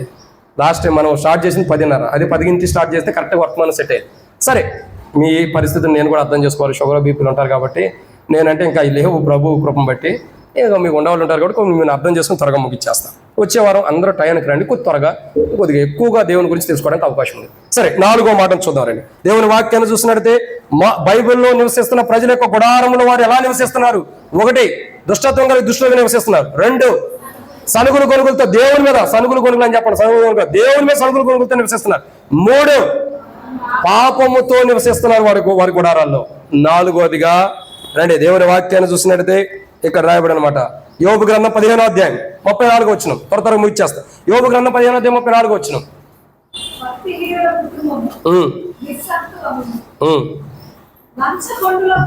చాలు అక్క, ఇంకా అంటే మనకు మెయిన్ పాయింటే కావాలి, అంతా చదవడానికి టైం లేదు. లంచగుండుల గుడారం. ప్రజలు గుడారాల్లో ఎలా నివసిస్తున్నారండి? ఇప్పుడు చెప్పండి, ఎట నివసిస్తున్నారు? చేసేది గవర్నమెంట్ జాబు, పెట్టేది బల్ల కింద చేసేది ఏంటండి? Government job. ఇప్పుడు ప్రైవేట్ జాబులు కూడా అట్టగా అయిపోతున్నారు. చేసేదేమో గవర్నమెంట్ జాబ్, పేరేంటి? దేవుని బిడ్డ. ఈయన పలానా మందిరానికి వెళ్ళి దేవుని బిడ్డ. చెయ్యి ఎక్కడికి వెళ్తుంది? పేరేమో నెత్తి మీదకి వస్తుంది, నుదుటి మీదకి. చెయ్యేమో కిందకి వెళ్తుంది. ఎందుకు? ఇక్కడేం దేవుని బిడ్డే, ఈ చెయ్యేమో సాతానే లాక్కుంటుంది. రా తీసుకురా నాకు ఏదని లంచం. బైబిల్ అంటే ప్రజలు లంచగుండెలాగా ఉన్నారు గుడారాల్లో. మనుషులు నివసిస్తున్న గుడారాలు ఏముందంటే లంచం. అదే తిమోతి అంకుల్ చెప్పాడు, ఒకసారి చెప్పాడు ఏదో సాక్ష్యం మీరు తిమోతి అంకుల్ గురించి పదాలు చెబుతున్నారు బ్రదర్ అంటే అది వాక్యానుసారం అయితేనే చెబుతా చెప్పం. తిమోతి అంకుల్ చెప్పాడు, ఎవరన్నా ఇంటికి వెళ్ళామంటే వాళ్ళు ఏం జాబ్ చేస్తున్నారు చెప్పవచ్చు అంట. మెకానిక్ ఇంట్లోకి వెళ్తే ఆ ఇంట్లో ఖచ్చితంగా రేంచీలు గించీలు అన్నీ నా పాన్ల గిన్నెలు ఉంటాయి ఖచ్చితంగా. ఎవరైనా అంటే ఎట్లా అన్నా తప్పు అనుకోండి, ఇల్లు ఉంటే నాకు తెలీదు. ఎవరైనా డాక్టర్స్ ఇంటికి వెళ్తే వాళ్ళ ఇంట్లో మెడిసిన్లు ఉంటాయి, కనబడిపోతాయి, మెడిసిన్స్ ఉంటాయి, కనపడతాయి. ఇంకెవరు ఉంటారండి? పశువుల డాక్టర్ ఉంటారు అనుకోండి, ఆయన ఇంట్లో వాసన తెలిసిపోయింది అంటే ఆయన ఇంటికి వెళ్తే చెప్పొచ్చు వీళ్ళు జాబ్ చేస్తున్నారు అన్నట్టు కూడా చెప్పొచ్చు. కొద్దిగా అంటే తెలియకపోయినా కొన్ని కోణాలను బట్టి కూడా చెప్పొచ్చు. ఇట్లాగే కొంతమంది ఇంటికి వెళ్తే చెప్పొచ్చు. ఏమని మొన్నే నేను యూట్యూబ్లో ఒక షార్ట్ వీడియో చూసి ఏంటంటే, ఒక అతను సాదా సీదా government job holder, bank balance 30-40 కోట్లు ఉన్నాయంట, బ్లాక్ మనీ అంటారు కదా 200 కోట్లు ఉన్నాయంట. యాడ్ నుంచి వచ్చింది సాదా సీదా జాబ్ హోల్డర్కి? ఇప్పుడు మీరు అందరూ జాబులు చేసినట్టే కదండి, ఎంత సంపాదించారు? 200 కోట్లు సంపాదించారా? పోనీ ఒక 2 కోట్లనే సంపాదించారా? ఏడ సంపాదిస్తాం? మన జీవితం మొత్తం సంపాదించారా? 10,000-20,000 జాబ్ చేసిన వాళ్ళు ఏడ సంపాదిస్తాం చెప్పండి? ఈయనకు 200 కోట్లు వచ్చినాయి. లంచం కాకపోతే ఎట్ట వస్తాయి? లంచం కాకపోతే ఎట్ట వస్తున్నాయి? ప్రజల గుడారాల్లో ఈ దినాల్లో విశ్వాసులు సైతం, దేవుని బిడ్డలు సైతం, రక్షించబడిన వారు సైతం, మారు మోసుకునే వారు సైతం, ఇంక్లూడింగ్ సంఘ పెద్దలు సైతం కూడా లంచాన్ని తీసుకుంటున్నారు. ఇది వాస్తవం, ఇది వాస్తవం. మందిరంలో ఒకలాగా జాబులు చేసే కాడ లంచం. సంఘ పెద్ద లేదు, విశ్వాసం లేదు, పరిచారకులు లేదు, దేవుని బిడ్డలు లేదు, ఎవరు లేదు. లంచం లంచం లంచం. అందుకే బైబిల్ రాయబడుతొచ్చింది, దేవుడు లంచం తీసుకునేవాడు కాడు. మన దేవుడు ఎలాంటి వాడండి? నువ్వు లంచం ఇచ్చి నా కుటుంబం పాపంలో జీవించిన చివరి రోజుల్లో పరలోకాన్ని తీసుకెళ్ళండి అంటే తీసుకునేవాడు కాదు. ఆ సమస్తం ఆయనది. ఆయనకి ఎవరు లంచం ఇవ్వగలుగుతాడు? దేవుడు లంచం తీసుకునేవాడు కాదు. దేవుని బిడ్డలు లంచం తీసుకుంటున్నారు. దేవుడేమో లంచం తీసుకోవట్లా, దేవుని బిడ్డలు లంచం తీసుకుంటున్నారు. అందుకే చూడండి, చిన్న చిన్న గవర్నమెంట్ జాబ్ కానీ ఏ జాబ్ అయినా, గవర్నమెంట్ జాబులు నేను ప్రత్యేకంగా అంటలేదండి, తప్పుగా మీరు అర్థం చేసుకోవద్దు. ఏ జాబ్ చేసేవాడైనా నువ్వు చేసే జాబ్ ఎంత, నీ శాలరీ ఎంత, నీ ఇంట్లో ఉంటున్న వస్తువులు ఎంత, నీ ఇంట్లో ఉండే వస్తువులు ఎలాంటి, నువ్వు చేసే జాబ్కు నీ ఇంట్లో ఉండే వస్తువులు సంబంధమేనా? నువ్వు చేసే జాబ్ ఏంటి, నీ పిల్లలు చదివే స్కూల్ ఏంటి అంటే తప్పు నేను అంటలా. నువ్వు చేసే జాబ్కి నీ పిల్లలు చదివించేదానికి సరిపోయింది. మరి సంపాదన ఎక్కడి నుంచి వస్తుంది? ఇప్పుడు నీవైనా నేనైనా చేసే జాబ్కి మన పిల్లలు చదివించేదానికి సంపాదన సరిపోయింది, తినడానికి ఉండటానికి ఆడికి సరిపోతుంది. మరి ఇంట్లో ఐటమ్స్ ఎక్కడి నుంచి వస్తున్నాయి? ఇది లంచం కాదు. కష్టపడితే వచ్చేది వేరు, అది కష్టపడే వాళ్ళ గురించి నేను అంటలా. చాలా మంది దేవుని బిడ్డలు, సంఘ పెద్దలు, పరిచారకులు, దేవుని పరిచయం చేసేవారు ఎవరైనా లంచాలు తీసుకుంటున్నారు. దేవుని బిడ్డలైంది తగునా? మనకు తగునా? మనం దేవుని బిడ్డలం కదా. మన నుదుటి మీద ఉన్న ముద్ర ఏంటి? ప్రకటనలో రాయబడుతూ వచ్చింది, 7వ అధ్యాయంలో 1వ వచనంలో రాయబడుతూ వచ్చింది, 9వ అధ్యాయంలో రాయబడుతూ వచ్చింది, మా దేవుని దాసులు తమ నొసలను ముద్రించే వరకు దేవుని తీర్పులు ఆపమని ప్రకటనలో రాయబడుతూ వచ్చినాయి. మనం ఎవరమే? దేవుని యొక్క ముద్రను కలిగినటువంటి వారు. మనం లంచాలు తీసుకోవడం ఏంటి? ఎంతమంది అలా లేరు? మన మందిలో ఉండాలి లేరన్న నాకు తెలియదు, నేను కొత్తగా వచ్చి. ఎంతమంది ఈ దినాల్లో చాలా మంది లంచం లంచం లంచం. ఒకరోజు మన లంచమే మన మెడకు ఊరిలాగా పట్టుకునేది, అదే మనకు ఊరి వేసింది. అప్పుడు ఆ లంచంతో మనం చచ్చిపోతాం. డబ్బులనే లంచం కాదు, ఇంకా దేని విషయంలో మనం కలిగి ఉంటున్నాం పరీక్షించుకోవాలి. బైబిల్లో తమ గుడారాల్లో ప్రజలు ఎలా ఉంటారండి? లంచం తీసుకుంటూ లంచగుండిలాగా ఉంటున్నారు. లంచం తీసుకున్నవాడు లంచగుండి అని అంటారు. నువ్వు ఎంత పర్ఫెక్ట్గా జాబ్ చేసినా లంచం తీసుకుని పట్టుబడావంటే నువ్వు లంచగుండి అంటారు. నువ్వు ఎంత పర్ఫెక్ట్గా జాబ్ చేసి. మన జీవితాల్లో మనకు ఆ మచ్చ రాకూడదు. వీళ్ళు లంచగుండిలు అన్న మచ్చ రాకూడదు. లంచం తీసుకున్నవాడు దాన్ని బట్టి లెక్క చెబుతాడు. ఎంత కూడబెట్టుకున్నావు రోజు చెప్పాల్సిందే, కక్కాల్సిందే. కక్కకుండా ఉంటారా? కక్కాల్సిందే. కానీ వాడి సంగతి మనకు అనవసరం. ఎవరు కావాలా? మనం లంచం తీసుకోవద్దు, మనం లంచగుండీలు ఉండకూడదు. ఒక మాట చెప్పమంటారండి, మీరు అందరూ అనొచ్చు, మేము లంచం ఎక్కడ తీసుకున్నాం బ్రదర్, నీకెక్కడ తెలుసండి. ఓటేసేటప్పుడు ఏం చేశారు చెప్పండి? ఓటేసేటప్పుడు ఏం చేశారు? ఓటుకి డబ్బులు ఎవరు తీసుకోవట్లేదా? మీరంటే మీరు కాదు, సహజంగా తీసుకునేవాళ్ళు లేరా? కొంతమంది అంటే నిక్కార్చిగా దేవుళ్ళు ఉండడం, మాకు ఇదంతా తగదు అన్నవాళ్ళు డబ్బులు తీసుకోకుండా మాకు వద్దు బ్రదర్, మాకు నచ్చిన దానికి దేవుడు బయటపరిచిన దానికి వేస్తామని వదిలేస్తారు. ఎంతమంది దేవుడి మందిరానికి వస్తూ కూడా ఓటుకి డబ్బులు తీసుకునేవాళ్ళు లేరు? మనకు అవసరం ఇయ్యంత 500 ఇస్తాడు, 1000 రూపాయలు ఇస్తాడు, మహా అయితే 5,000 ఇస్తాడు. ఎంతసేపు నువ్వు ఖర్చు పెట్టే దాంట్లో అది పావులతో కూడా సమానం కాదు. నువ్వు నీ ఖర్చు చూస్తే ఆయన ఇచ్చిన డబ్బులు ఎంత అండి? ఏదో ఇచ్చారు తీసుకున్నారన్న పేరుండి తప్పగా నువ్వు ఖర్చు పెట్టేదానికి అది వచ్చింది ఏమైనా సంబంధమేనా? నీ ఖర్చు 10,000 ఉంటుంది, కానీ ఆయన ఇచ్చేది 1,000 రూపాయలు. అసలు నువ్వు ఖర్చు పెట్టేదానికి దీనికి ఏమైనా సంబంధం ఉందా? దీనికంటే ఎక్కువ నువ్వే ఖర్చు పెట్టుకున్నావు, కానీ బయట ఏముండేది? లంచం తీసుకున్నావు. అవసరమా? దేవుని బిడ్డలను ప్రియులారా ఎందుకు చెప్తున్నారో అర్థం చేసుకోండి. ఇవన్నీ చేసి బల దగ్గరికి వచ్చి మేము పరిశుద్ధులం అంటే ప్రభు ఇష్టపడ్డావు. ఆయన ఇష్టపడే కోణాలు వేరుగుంటాయి. మనుషులు తమ గుడారాల్లో లంచగొండలు ఉంటారు.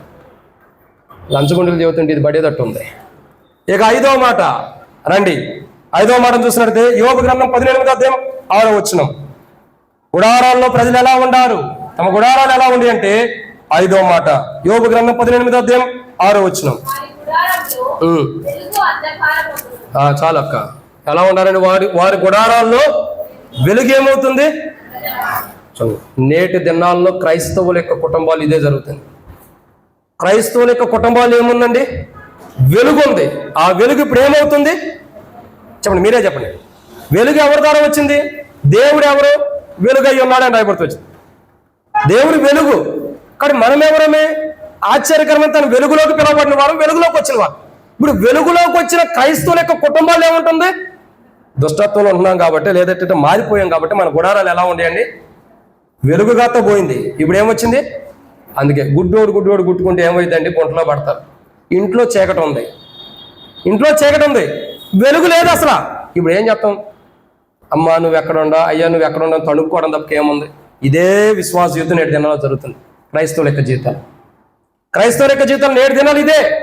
ప్రభు కనికరించి తన కృప చేత దేవుడు లోకాన్ని ఎంతో ప్రేమించిన మాటలు బట్టి తన కుమారుని కలువరిశిలో ద్వారా, ఆ కలువరిశిలో త్యాగం ద్వారా చీకట్లో ఉండం మనకి, గలిలయ ప్రాంతంలాగా అన్ని జనుల యొక్క ప్రాంతంలాగా ఉండం మనకి ఆశ్చర్యకరమైన తన వెలుగునిచ్చాడు. ఇప్పుడు మన గృహాల్లో ఏమవుతుందండి? చీకటి వచ్చాం. దేవుడు వెలుగిస్తే వెలుగులో నివసించమంటే మాకు వెలుగొద్దు, మాకు చీకటే కావాలంటున్నారు ప్రజలు. మన మనుషుల యొక్క గుడారాలు ఏముందండి? వెలుగు ఉంది. ఆ వెలుగును వద్దనుకుని చీకట్లో నివసించడానికి ఇష్టపడుతున్నారు. అంటే తప్పుగా అర్థం చేసుకోవద్దని ఒక అర్థం కావడానికి చెబుతున్నా. చాలా మంది చూడండి, లైట్ అంటే నిద్ర పట్టడం. ఏమండి అన్న లైట్ ఆర్పన్న అంటారు. అంటే వాళ్ళకి నిద్ర పట్టదు, అది వేరు. చాలా మంది అలా ఉన్నారండి, చీకట్లోనే నివసించడానికి ఇష్టపడుతున్నారు. అసలు చీకట్లో ఎవరు ఉంటారండి? పాపం చేసేవాడు తప్పకుండా కూడా ఉంటాడా? అంటే మన ఇంట్లో పండుకుంటుంది, లైట్లు ఆర్పేసుకుంటుంది, ఆ చీకటి గురించి నేను అనట్లేదండి. ఒక వ్యక్తి చీకటి జీవితంలో జీవించడానికి ఎందుకు ఇష్టపడతాడు? కొన్ని జైల్లో కొంతమంది జైల్లో చీకటి రూములు కూడా ఉంటాయి, డార్క్ రూమ్స్. ఎందుకు పెడతారు దాంట్లో? ఈ భయంకరమైన తప్పు చేస్తేనే కదా దాంట్లో పెట్టేది, లేకపోతే చీకటి గదుల్లో పెడతారా? ఇవన్నీ ఎందుకు వస్తున్నాయి? చీకటి జీవితం ఎందుకు? వెలుగు దేవుడిస్తే ఆ జీవితాన్ని పోగొట్టుకుని పాపపు జీవితం కలిగి చీకటిలో నివసిస్తున్నారు. ఇది మనకు యోగ్యమైనది కాదు. బల్లలో పాల్గొనే మనం, ప్రభు శరీరంలో పాల్గొనే మన గుడారాలు దుష్టత్వం కలిగి ఉండకూడదు. 2 సనుగులు గొనుగులు ఉండకూడదు. 3 పాపంతో ఉండకూడదు. 4 లంచగొండిలు ఉండకూడదు. 5 మన గుడారాల్లో మనం ఎలా ఉండకూడదండి? చీకటి జీవితం కలిగి ఉండకూడదు. దేవుడే వెలిగించాడు ప్రేమించి, ఆయనే చీకట్లో ఉండ మనల్ని ప్రేమించి మనకు వెలిగించాడు. దాన్ని చీకటి చేసుకోవద్దు, నష్టపోయేది మనమే. ఎంతకాలం చీకటి చేసుకుంటామో అంతకాలం నష్టం. 6వ మాట రండి. ఆదికాండం 9వ అధ్యాయం 21 వచనం. ఇక్కడే 2 విషయాలు ఉండి ముగిస్తారండి. ఆదికాండం 9వ అధ్యాయం 21 వచనం. ఆదికాండము 9వ అధ్యాయం 21 వచనం. గుడారంలో మనుషులు ఎలా ఉన్నారు? పిమ్మట ద్రాక్షారసము తాగి మత్తుడై తన గుడారములో, అద్దండి ఎలా ఉన్నాడండి? కాబట్టి ఇక్కడ మనం చూస్తే నిన్న మాట ఇది. 6వదిగా గుడారంలో ఎవరైనా బాగా తెలుసు. ఈయన ఏం చేశాడండి? ఈయన ఏం చేశాడు? ఓడగట్టాడు. చెప్పండి, తాగిన సంగతి నేను చెబుతాను తర్వాత, కానీ దానికి మీకు సంబంధం లేదు కాబట్టి నేను చెబుతా. కాబట్టి ఏం చేశాడండి? ఓడను కట్టాడు. ఆ దినాల్లో జలప్రళయం రాబోతుంది, భయంకరమైన పరిస్థితి ఉండే, ప్రజలను కాపాడుకోవడానికి ఓడ కట్టిన ఆయన ఆ జలప్రళయం నుండి బయటకు వచ్చిన తర్వాత ఏం చేసిన పని ఏంటండి? ఏం చేశాడండి? ఈయన తాగి మత్తుడే అన్నట్టు. ఒక ఆయన తాగి మత్తుడవ పెట్టగా తన కుమార్తెను తనతో పాపం చేస్తున్నా కానీ తెలుసుకోలేని దౌర్భాగ్యమైన స్థితిలో ఉన్నాడు. ఎవరైనా? లోతు. సొంత కూతుర్లే తనతో పాపం చేస్తున్నది కూడా తెలుసుకోలేనంత దౌర్భాగ్య స్థితిలో ఉన్నాడు. అంత మైకంలో ఉన్నారు. అది అవసరమా? ఆ తాగుడు అవసరమా? అవసరమండి. ఇప్పుడు ఏమయ్యాడు చెప్పండి? నిన్ను బయటికి తీసుకొచ్చాడు జలప్రలయంలో నుండి. జలప్రలయంలో నీకేం కాకుండా దేవుడు కాపాడాడు. ఏ భయంకరమైన పరిస్థితి నీకు రాకుండా. జలప్రలయంలో ఎంతమంది కేకలు పెట్టి ఏడ్చి చచ్చిన వారు ఉంటారు, కేకలతో చచ్చిపోయిన వారు ఎంతమంది ఉంటారు లేరా? పశువులైనా, జంతువులైనా, ఇంకా పక్షులైనా, మనుషులైనా ఎంతమంది చచ్చిపోలేదు జలప్రలయంలో? నోవాహు కుటుంబం తప్ప మిగతా వాళ్ళందరూ చచ్చిపోయారు కదా. మరి అంత గొప్పగా నన్ను దేవుడు కాపాడి బయటికి తీసుకొచ్చినప్పుడు ఇప్పుడు నోవాహు ఎలా ఉండాలండి? ఎలా ఉండాలి? ఎలా ఉన్నాడు? మత్తుడై. ఎలా ఉండాలా? మెలకువగా ఉండాలి. మత్తయి సువార్త 24:44 మీరు అనుకున్న గడిలో మనిషి కుమారుడు వస్తాడు కనుక మీరును సిద్ధంగా ఉండాలంటే మెలకువగా ఉండాలి. ఇప్పుడు ఈయన ఎలా ఉన్నాడండి? నేటి దినాల్లో క్రైస్తవులు ఎలాగా ఉన్నారు? పాపం నుండి, లోపం నుండి, భయంకరమైన నరకం నుండి దేవుడు విడిపిస్తే ఇప్పుడు విడిపించబడిన తర్వాత మత్తులైపోయి ఉన్నారు క్రైస్తవులు. పాపపు మత్తులో, లోకపు మత్తులో, శరీర కోరికల యొక్క మత్తులో, ఇంకా పాపంతో కూడిన విషయాల్లో మత్తులై వాటి నుండి విడుదల పొందలేకపోతున్నారు. మత్తుడైన వాడికి ఏమన్నా తెలిసిద్దా? చెప్పండి. నేను ఆ మధ్యలో మనం మీకు చెప్పేళ్ళా, అంతకుముందు ఫస్ట్ సండే నేను వచ్చినప్పుడు ప్రభుత్వం మీద నేను సోమవారం ఇట్లా డెడికేషన్ ఉంది, దాని డెడికేషన్కి వెళ్ళి వస్తానని మీకు చెప్పా. ప్రార్థనలు కూడా చేసి ఒక విజయవాడలో డెడికేషన్ ఉంది, వెళ్ళి వస్తానని. వెళ్ళి వచ్చేటప్పుడు విజయవాడ బస్ స్టాండ్ దగ్గరకు వచ్చాను. అక్కడ ఏంటంటే బస్ స్టాండ్లోకి వెళ్ళి బస్సు ఎక్కితేనే 1000 రూపాయలు తీసుకుంటాడు. బస్ స్టాండ్ బయట నుంచి ఉంటే ఖాళీలు ఉంటాయి కదా ప్రైవేట్, ఇక ఖాళీకి వెళ్ళే కంటే ఎవరో ఒకళ్ళు ఎక్కించుకోవడానికి 400కే ఎక్కించుకుంటారు, స్లీపర్ ఎత్తారు. అక్కడైతేనేమో 1000 రూపాయలైనా 800 అయినా సిట్టింగ్, ఏడైతే 400 తీసుకుని స్లీపర్ ఎత్తాడు. అందుకే నేను బయట నుంచి ఉంటా. ఏదో టైం ఒకడు 500 అన్నా, ఒకడు 1000 రూపాయలన్నా, చివరికి 400కి అయితే నాకు మనసు తృప్తి ఉన్నప్పుడు ఎక్కేస్తాను. అంతే కదా. మరి వెయిట్ చేస్తే నష్టమే వచ్చింది, ఏదైనా అదే టైంకి కొద్దిగా అటు. అందుకేం చేసేవాడు, వెయిట్ చేస్తే ఒకడు తాగి ఉన్నాడు. బస్సు ఆ ప్రైవేట్ బస్సు ఆడ పెట్టుకున్నారు. మరి వాళ్ళు డబ్బులు ఇస్తారు కదండి, ప్రైవేట్ వాళ్ళు అంటే కొత్త గవర్నమెంట్ డబ్బు ఏదో ఒకటి ఉండేది కదా. ఏం చేశాడంటే ఆడ పెట్టుకున్నాడు, బస్సు పెట్టుకుంటే బస్సు ముందర తాగి పడుకున్నాడు. ఈయన పడుకున్న తర్వాత ఆయన పెట్టాడో ఏమో తెలియదు, నేను వెళ్ళేసరికి పడుకున్నాడు. లేపుతుంటే లెగత్తల్లా బాబాయిలు వచ్చారు. బాబాయిలు అంటే ఎవరండి? మా బంధువులు కాదు, ఎవరు? పోలీసులు వచ్చారు. వచ్చి కర్ర తీసుకున్నారు. అరే లెగరా లెగరా అన్నాడు. మా ముందర ఒకవైపు ఏమో ఒకడు అక్కడే రోడ్డు మీద పెట్టుకుని గ్లాసు పెట్టుకుని బాటిల్ పెట్టుకుని పోసుకుని తాగుతాడు హ్యాపీగా రోడ్డు మీద. అన్నాడు, అయ్యా మీ అయ్యే జాగ్రత్త అనుకున్నాడా? ఏందనుకుని ఇది పబ్లిక్ నడిచే చోటు, ఎక్కడ ముందు అవుతావు ఏంటని వాడు ఒక మాట చెప్పగానే బాబు వెళ్ళిపోతున్నా, సీసా పగలు కొట్టదని వెళ్ళిపోయాడు. రెండో వాడు పడుకున్నాడు, మొత్తుడైపోయాడు.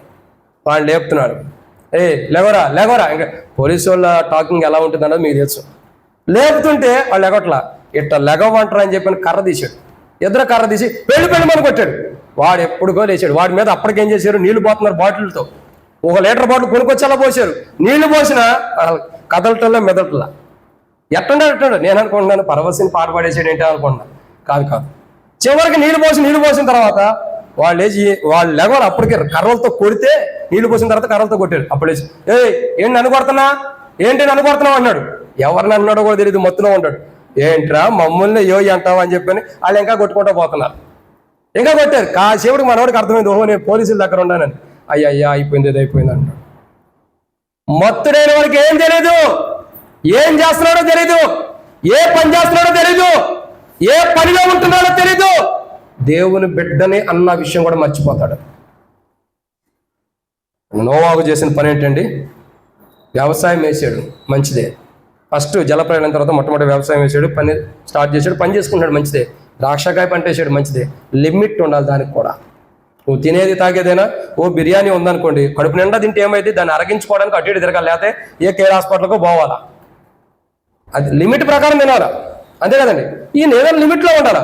బాగా తాగేసాడు. నేను ఒక్కడే, నా కుటుంబం ఒక్కటే, ఇంకా వేరే కుటుంబాలు ఏమి లేవు, అన్ని పాపాలు చేసి అందరు కుటుంబాలు దేవుని కృత పాత్రలు అయిపోయారు, నా ఒక్కడు కుటుంబమే నీతిమంతుడు అన్నాడు, తాగేశాడు.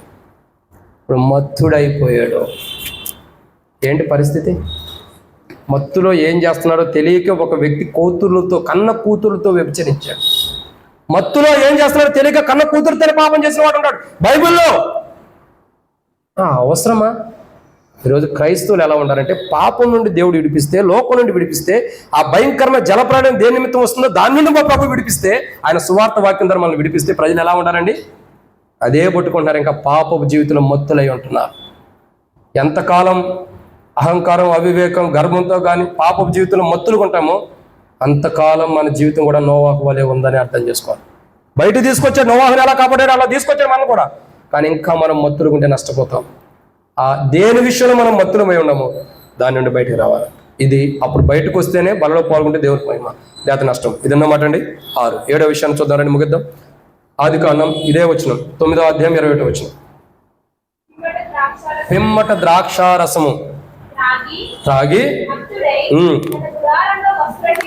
ఎలా ఉండాడండి చెప్పాలి. ఇప్పుడు మీరు చెప్పండి, ఎలా ఉండాలండి గుడారములో? మరి ఎలా ఉండాలి? నీవు ఎలా ఉండాలండి గుడారంలోంచి? ఇప్పుడు ఒక మాటలు అర్థం చేసుకోవాలంటే, జలప్రళయం తర్వాత దేవుడు నిన్ను విడిపించాడంటే వాళ్ళకంటే నిన్ను యోగ్యులుగా దేవుడు ఎంచాడని అర్థం. జలప్రళయంలో పోయిన వాళ్ళకంటే నిన్ను నన్ను యోగ్యుడికి ఎంచాడని అర్థం. అప్పుడు యోగ్యులుగా ఎంచబడిన తర్వాత మనం ఏం చేయాలి? ఆ స్థితిని కాపాడుకోవాలి. దేవుడు ఇచ్చిన దాన్ని కాపాడుకోవాలి. అదే ప్రకటనలు అంటాడు, నీకు కలిగిన దాన్ని గట్టిగా పట్టుకో, కాపాడుకో, లేని ఏళ్ళ నీ దగ్గర నుంచి తీసేసేస్తానంటాడు, నీ దీపస్తంభాన్ని తీసేస్తానన్నాడు. అంటే దేవుడు మనకి ఇచ్చిన దాన్ని కాపాడుకోవాలా. ఈ అన్నగారు ఏం చేశాడండి? వస్త్రాలే లేని వాడికి వస్త్రహీనుడిగా ఉన్నాడు. అసలు దేవుడు ఇచ్చిన వస్త్రాలు పోగొట్టుకోవడం ఏంటి? లేదా నీకు ఉండాల్సిన వస్త్రాలు లేనట్టు స్థితిలోకి ఎందుకు వెళ్ళా? చాలా మంది క్రైస్తవులు, విశ్వాసులు ఎలా ఉండాలంటే, దేవుడిచ్చిన నీతి వస్త్రాలు, రక్షణ వస్త్రాలు, సునాద వస్త్రములు అన్నిటిని పోగొట్టుకుంటున్నాం. అన్నిటిని పోగొట్టుకుని చివరికి మందిరంలోకి వచ్చాం, బలలో మళ్ళీ యథాస్థితిగానే పాల్గొంటాం. దేవుడు ఏ వస్త్రాలు ఇచ్చాడో వాటిని మానవులు పోగొట్టుకుంటున్నారు. ప్రియులారా, నేను ఇట్లా అంటున్నాను, తప్పుగా అర్థం చేసుకోవద్దు. ఆయన వస్త్రహీనుడిగా ఉండాడంటే తన దగ్గర ఉన్న వస్త్రాన్ని కోల్పోయాడు. ఈరోజు మనం ఆత్మీయంగా ఎలా ఉండాం? నీతి వస్త్రాలు ఉండయా? రక్షణ వస్త్రాలు మనలో ఉంటాయా? అయితే ఆ రక్షణ మనం కాపాడుకున్నట్టే. నీతి వస్త్రాలు ఉండాలంటే ఆ నీతియుక్తమైన జీవితం మనలో ఉంది. అది లేనప్పుడు, ఆ రక్షణ అనుభవం లేనప్పుడు, రక్షణ అనుభవం కోల్పోయినప్పుడు, రక్షణ వస్త్రాలు పోయినాయి, నీతి కోల్పోయినప్పుడు నీతి వస్త్రాలు పోయినట్టే. ప్రియులారా, ప్రభు ఇచ్చిన వస్త్రాలు మనం పోగొట్టుకున్న తర్వాత ప్రభు వాళ్ళ దగ్గరికి వచ్చినప్పుడు మనం ఎలా ఉంటామండి? ఆత్మానుసారంగా దిగంబరులుగా ఉంటాం, వస్త్రహీనుల్లాగా. ఇది భౌతికమైన కోణంలో మీరు చూడద్దు. ఆత్మ సంబంధమైన విధానంలో చూస్తే వస్త్రహీనులాగా. అంటే వస్త్రాన్ని పోగొట్టుకున్నాడు దేవుడు. నీకు నాకు ఇచ్చిన వస్త్రాలు మనం పోగొట్టుకున్నామా? ఏ వస్త్రాలైతే దేవుడు ఇచ్చాడో వాటిని మనం పోగొట్టుకుంటే నష్టపోతాం. ప్రియులారా, దేవుడు మనకిచ్చిన వస్త్రాలను మనం జాగ్రత్త పట్టుకోవాలి. ఈరోజు మన గుడారంలో మనం ఎలా ఉంటున్నాం? నోవాహు గుడారములో, ఎవరండి? నోవాహునా? గుడారములో వస్త్రహీనుడిగా ఉన్నాడు. అంటే తనకున్న వస్త్రాన్ని పోగొట్టుకున్నాడు. ప్రభు శరీరం దగ్గరికి వస్తున్నాం, ప్రభు రక్తం దగ్గరికి వస్తున్నాం. ఆయన శరీరం, ఆయన రక్తంలో మరికొన్ని క్షణాల్లో ఆయన శరీరాన్ని భుజించి ఆయన రక్తంను పానమును చేయబోతున్నాం. మనకి ప్రభు ఇచ్చిన వస్త్రాలు ఎలా ఉన్నాయి? ఆ ఉండయా పోగొట్టుకున్నామా? ఆ వస్త్రాన్ని పోగొట్టుకుని బలలో పాల్గొంటే ప్రయోజనం లేదు. తప్పిపోయిన కుమారుడు తన స్థితి, తనకున్నవన్నీ పోగొట్టుకున్నాడు. అయినా తన తప్పును తెలుసుకుని తండ్రి దగ్గరకు వచ్చినప్పుడు తనకు లేని వాటిని మరలా, తన పోగొట్టుకున్న వాటిని తిరిగి తండ్రి ఇచ్చేసేసాడు.